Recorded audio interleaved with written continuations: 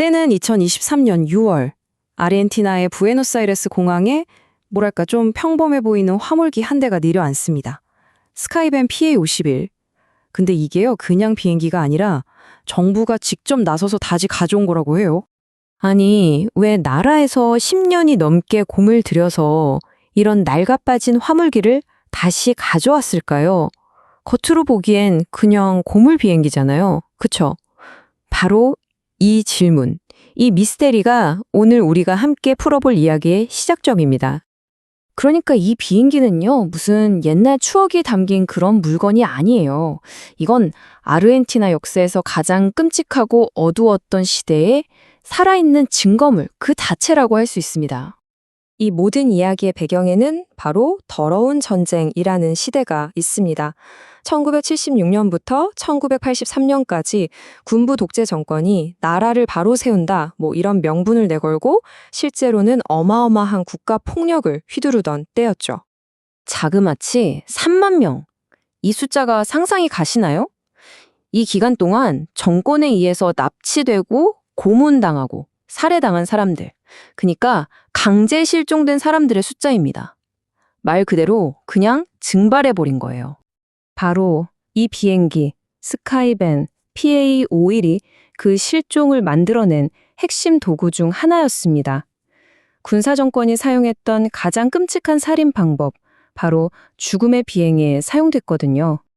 죽음의 비행. 정말 이름만 들어도 끔찍하죠.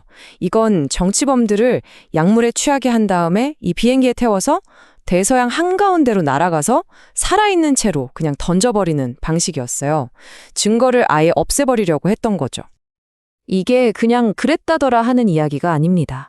여기 보세요. 1977년 12월 14일 이 비행기의 운항 기록이 정확히 남아있어요. 이날 밤 9시 30분에 12명을 태우고 이륙했다는 기록.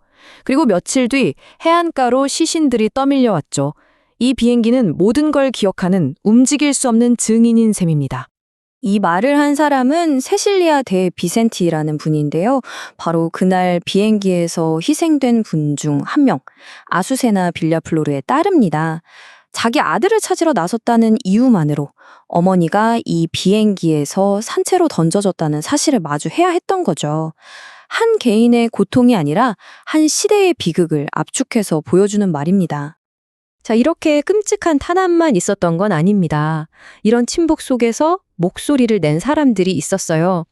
이제 이야기의 초점을 이 저항의 상징 5월 광장 어머니회로 옮겨보겠습니다. 그럼 이 5월 광장 어머니회는 대체 어떤 사람들이었을까요? 대단한 정치운동가들이 아니었어요. 그냥 하루아침에 자식을 잃어버린 평범한 엄마들이었습니다.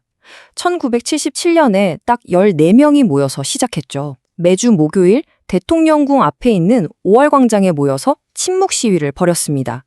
그리고 이들의 상징이 된 저 흰색 스카프? 저게 원래는 자기 아이들이 쓰던 천 기저귀였다고 해요. 정말 가슴 아픈 상징이죠. 근데 여기서 한 가지 궁금한 점이 생깁니다. 왜 하필 어머니들이었을까요? 왜 아버지는 없었을까요? 그 무시무시한 독재 정권 아래서 어떻게 여성들, 그것도 어머니들이 저항의 중심에 설 수 있었을까요? 사실 여기에는요, 정말 기가 막힌 역설이 숨어 있었습니다. 이게 진짜 이 운동의 핵심인데요. 군부 정권은 이 어머니들을 그냥 슬픔에 미친 여자들, 그러니까 라스 로카스라고 부르면서 무시했어요. 정치적인 위협이라고 생각하지 않은 거죠. 엄마들이 자식 잃고 슬퍼서 저러는 거다, 이렇게 본 거예요. 만약에 아버지들이, 남성들이 나와서 시위를 했다면 아마 그 자리에서 바로 정치적 반란으로 간주하고 다 쓸어버렸을 겁니다. 결국 어머니들은 자신들을 억압하던 그 가부장제와 성차별을 오히려 방패 삼아서 싸웠던 겁니다. 정말 대단하죠? 자, 이렇게 독재에 맞서 싸운 위대한 운동이었지만 이야기가 여기서 해피엔딩으로 끝나지는 않습니다. 1983년 드디어 독재가 끝나고 민주주의가 찾아왔을 때 역설적이게도 이 어머니회는 아주 고통스러운 내부 분열을 겪게 돼요. 도대체 무엇 때문에 갈라서게 된 걸까요? 이 표를 보시면 그 핵심이 딱 보입니다. 예를 들어 유해 발굴.